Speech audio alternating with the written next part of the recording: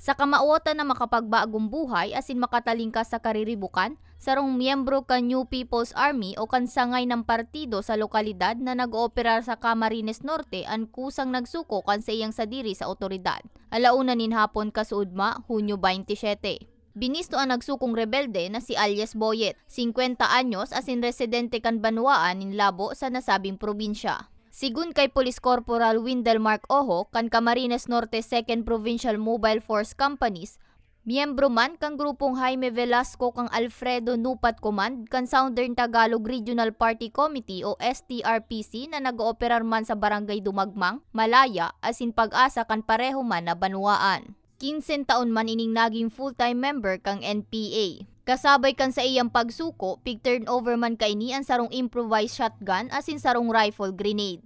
Ibibigay natin ma'am lahat ng pwede natin maitulong doon sa ating kapatid mo na sumuko para i-handle natin yung programa ng gobyerno na pinangako natin. Pinipili po natin matulungan yung tao na magapagbagong buhay at kung sakali kung may pasok natin sa ating na-enhance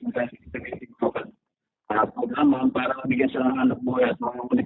Sigun kay Ojo, voluntaryong nagsuko ang nasabing persona. Dara naman ka mas pinakusog na mga programa kan gobyerno sa mga rebelde na nagbabaliklado. Bunga man subot ini kan mas pinahiwas man na kampanya kan otoridad kontra terorismo.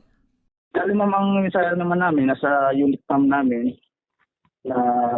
na mobile force man. Sa amin naman ay sana po ay pinapalala po ng ating producer director na sa mga taong nais mag-break law sa ating pamahalaan, huwag po silang mag-alindan na sumuko kasi mga kapatid, sasagat buong puso silang tatanggapin at handang tulungan ng ating pamahalaan, ma'am.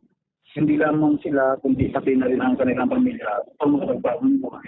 Sa lindong naman ka National Task Force to End Local Communist Armed Conflict o NTF, ELCAC asin Enhanced Comprehensive Local Integration Program o ECLIP, marereceive ni Alias Boyet ang mga benepisyong nakapalaman sa duwang nasambit na programa.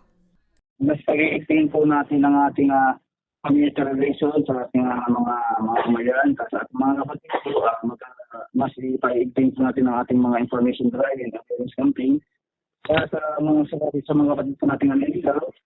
Sa landas ngayon, maalaman na ang gobyerno po ay nakabukas para natatanggap sa kanila.